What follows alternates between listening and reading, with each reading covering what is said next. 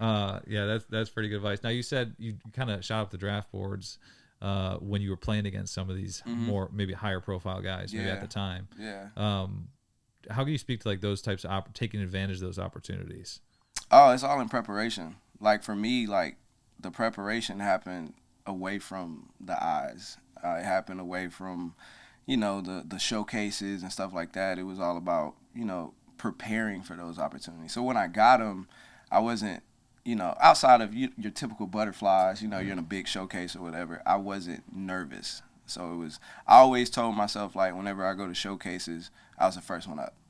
Where it's like, I'm not gonna shy away or see somebody feeling like, oh, I need to do what he did. It was like, for me, I wanted to set the standard. Mhm.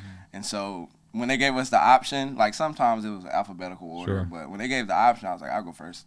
And it's like, I do what I do, and then I'm done. Like, y'all got to catch up, kind of thing. So that was always my mindset, towards it. But it was really just the preparation for it and just executing those opportunities, because you never know who's watching, and you never know how many of those opportunities you'll get. So I always had I guess you could say, a worry about not being prepared.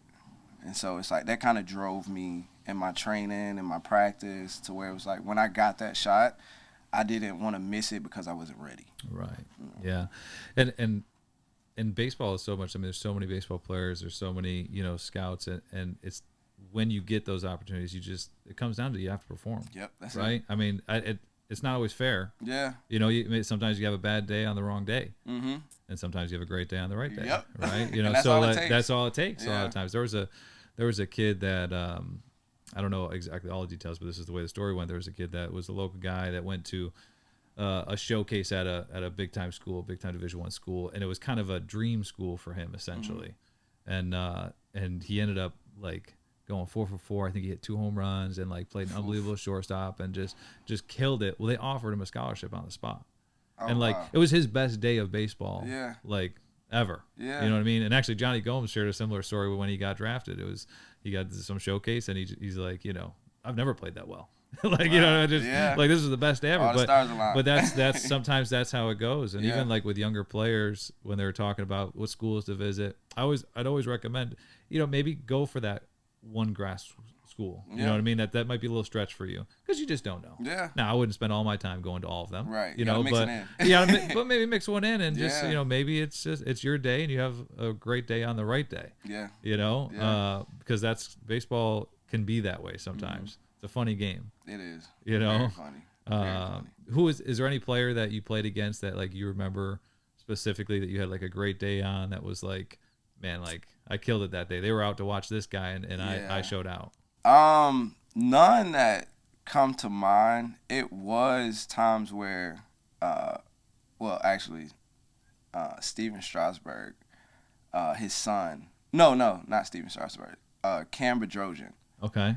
His dad pitched in the big leagues with the Braves and everything, and I was a sophomore at this time, and Cam was. This was his draft year. He was pumping like 96, 97, and just gas. And this was actually in the playoffs. And so had a nasty slider, crazy curve, and could spot up with his fastball like crazy. He was getting drafted. Everybody knew it. But we were in the playoffs. He went to East Coweta. And I had, the competitive side kicks in. So I'm like, it's 96. I've seen it before. I'm just ready for it. And so he was also a guy, like, when you get guys that can spot up, they toy with you a little bit. So my first at bat, I think it was like first and second. They were up like 2-0, and he buzzed me like chin music. Like I fall, drop the bat, everything. But I'm a little bit of a thinker. So I was like, he going fastball away right now. I know he is. And sure enough, he fastball away, and I crushed it in the right center gap. And the kid robbed me. Oh Jumped no. up. I forgot who was playing center field, but jumped up on the fence, robbed me, and it was. I think it was maybe about like 15 or 16 scouts Oh there. wow. Yeah, a couple of directors and everything. And I'm just a sophomore, so they're not Yeah. looking at me. I don't even know if they knew who I was. But I turned that around, and the next couple of, I didn't see another. Yeah, I was No. He broke me off so bad after that. I was like, well, I got the first one. Yeah. But from that, like, it was a handful of scouts, like, later on down the road. They were like, we saw you here. Remember. Yeah, and they remembered. So, like, that's one of the player situations Yeah. that I matched up against. But it was a lot of guys that I played with and played against, to where it wasn't necessarily like me against them, but like them being there kind of put me in a realm to be seen, so to speak. If you enjoyed that clip and you want to watch another one, click right here. And if you want to watch the full podcast, click right here. And don't forget to like and subscribe if you find this content valuable.